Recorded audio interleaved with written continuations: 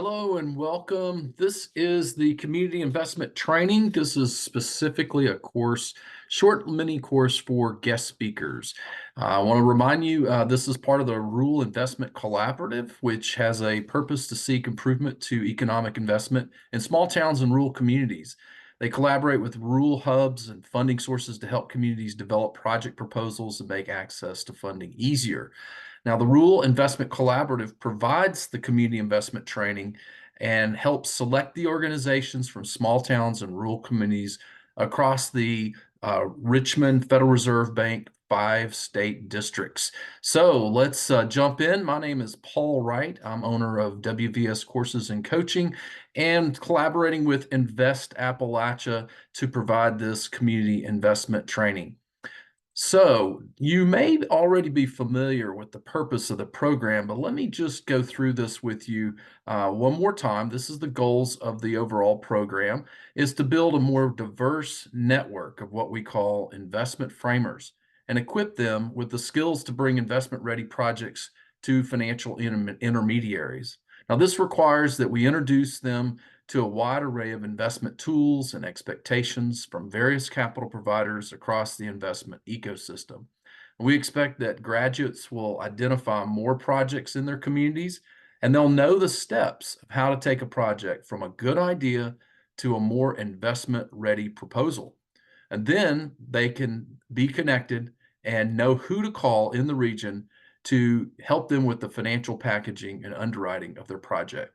Overall, this program is designed to create a more equitable, inclusive investment system across Appalachia.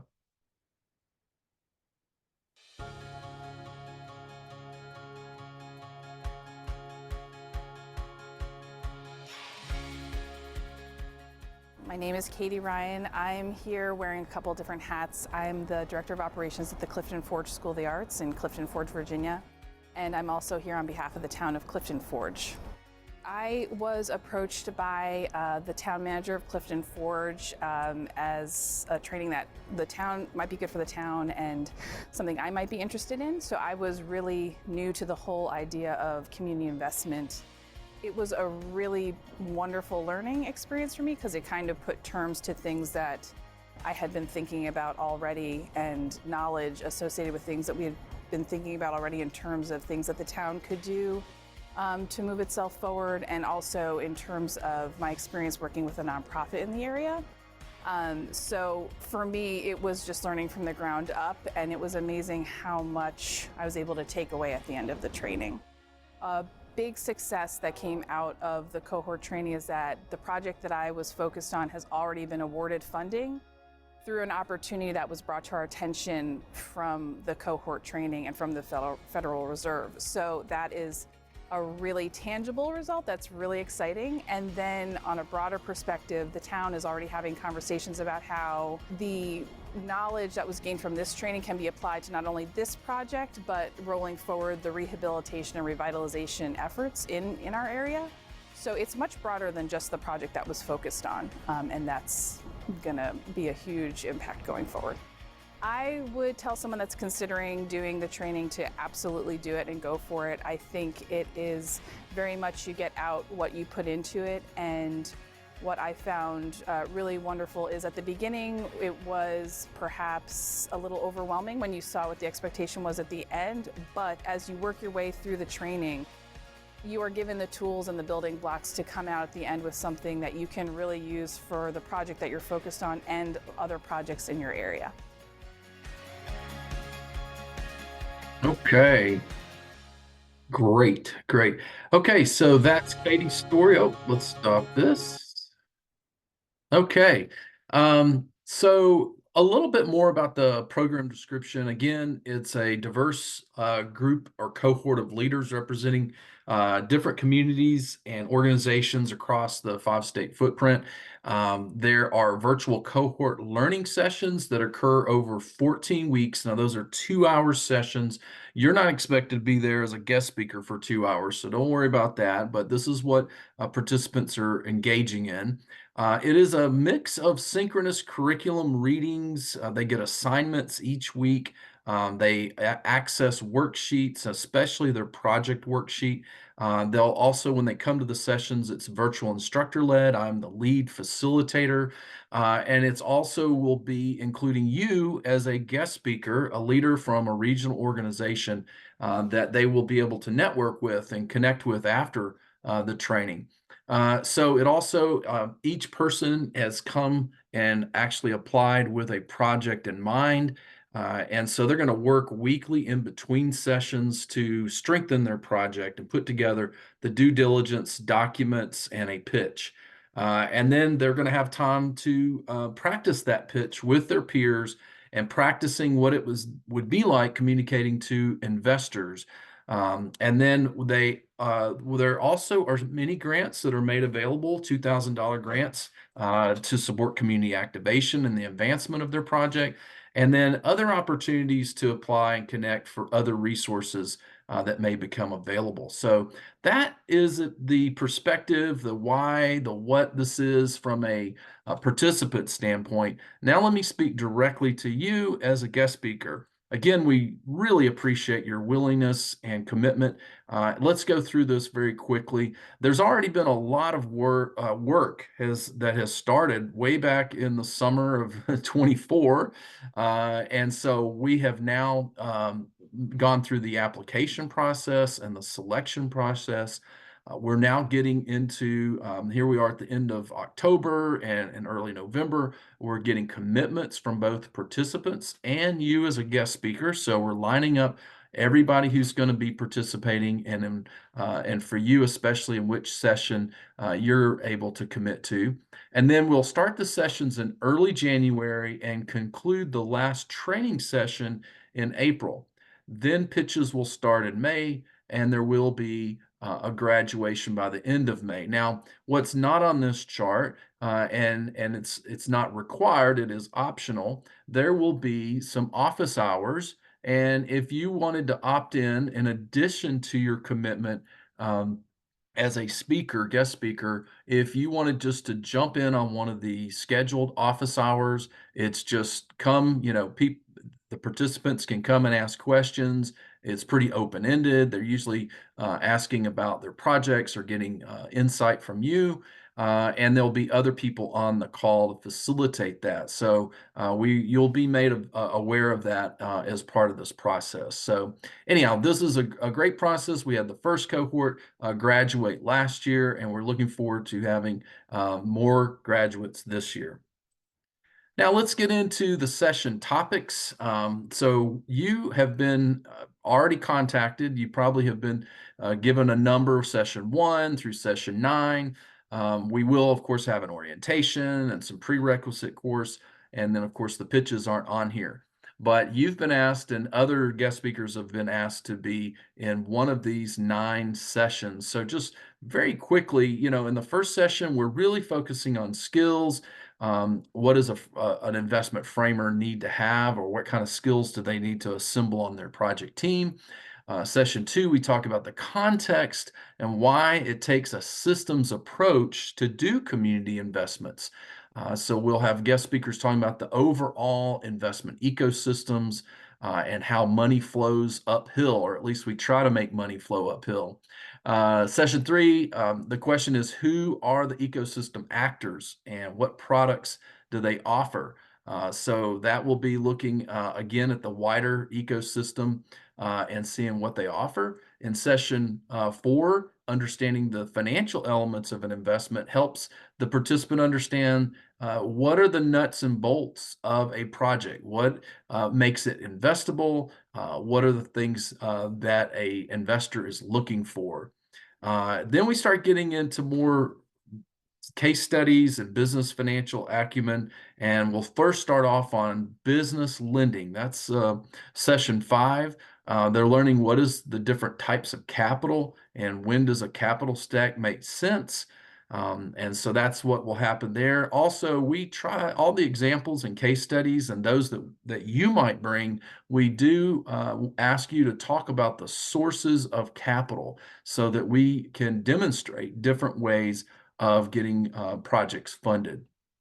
Now, in the sixth session, we're looking at the investment readiness for downtown redevelopment, and we're helping them understand what's required for a real estate loan or other type of investment in a commercial real estate type project. And then in session 8, it's talking about technical assistance. What role does technical assistance play? Who are the different types of players? How do you access them? What type of questions might you ask a technical assistance provider to help you with your type of project?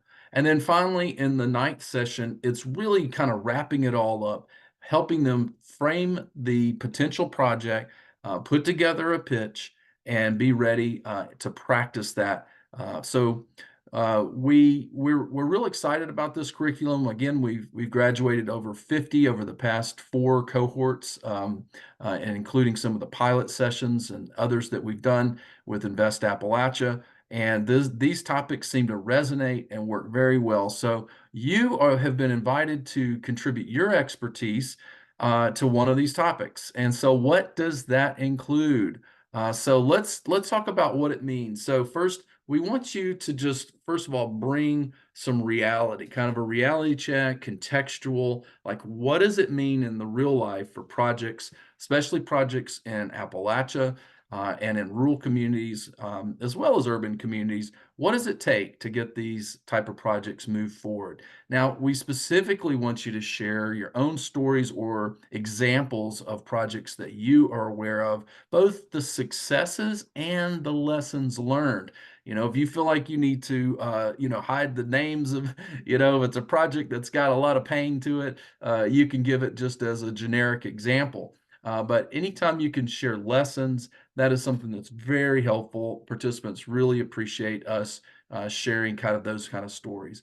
Now I'm gonna help you understand what the learning objectives are. I've already sent you a guest speaker's guide, and it has learning objectives for your session. But when we get together in 2025, I'm going to have a call with you and we'll prepare. One of the things we'll do is review the agenda, review the lessons, and then we'll talk about if we have to have a rehearsal, we will, but usually we don't. And we just want you to be available. So again, when do we meet? Well, we always have the sessions on Mondays from 2 p.m. to 4 p.m. Eastern time. So I'll show you in a minute what that looks like, what the agenda looks like. But you as a guest speaker, you can arrive as early as 5 minutes till 1:55. That would give you a chance to check your technology and also listen in on the opening discussion just to hear who's in the room. But we need you to arrive no later than 2:20 p.m. To make sure you're there, because at 2:20, I'll start kicking it off and framing up what the topic is for the day, and then we'll have guest speakers starting at 2:30. Guest speakers should prepare your answers, prepare to be there and do some Q&A up till 3:45. So you want to block out at least 90 minutes, and some people even block out up to 2 hours. It's a lot of fun. You'll enjoy hearing the dialogue and the activities that we help put together as part of the training. Now, as far as once you complete your MOU, we are going to have Shannon Sanson's going to send out from the Federal Reserve an MOU to invite you to make sure that you sign off and you're committed and understand what you're able to opt into. But at that time, you'll be invited to the Zoom meeting and you'll get the login instructions. And so we just simply ask, that you hold that on your calendar as soon as you are willing to make the commitment, and then look for a invitation from Shannon. Now, these meetings are private, so please don't share the meeting link. We don't need any stragglers or people that we don't know who they are coming to this. This is a confidential learning and safe environment for our participants. So we appreciate that. You'll see all the details in your guide that I've provided. Also, let's talk about how do we work together? I'll be kind of coaching you through the process. I'm going to send you an invitation or probably a doodle poll if there's multiple guest speakers in your session, and we'll find a time at least 3 weeks before your session. We want to talk and we want to all get to know one another, and we want to plan on being together and talk about the learning objectives and brainstorm about how we can bring those to life with stories and examples. I will make a Google folder available to you where we're going to upload and share some of our documents, and I'll give you a timeline and some deadlines on when we need to have all our materials pulled together before the session. So with that, I'm going to give you an example of what it looks like as a guest speaker. Once you have made your commitment and we schedule a time, you'll get something that looks kind of like this. This is a session agenda worksheet, and what I'm going to do, I'm going to walk you through just real quickly so you'll know kind of what to expect. What to expect with this. Let's see here. Okay, I want to walk you through this example right here. And so this is the fourth session, understanding financial elements. So, it tells you when it is, who is a guest presenter with you. Here, I haven't filled that in yet. What is the learning objective? The purpose of this document that you're reading. We have a checklist of things that we've done, that we had the planning call. All those things are like a checklist. Here's the due dates of when you need to have certain things to us on time. Like if you're going to put together a slide deck or an example. And then these are the roles. I play the role of lead facilitator.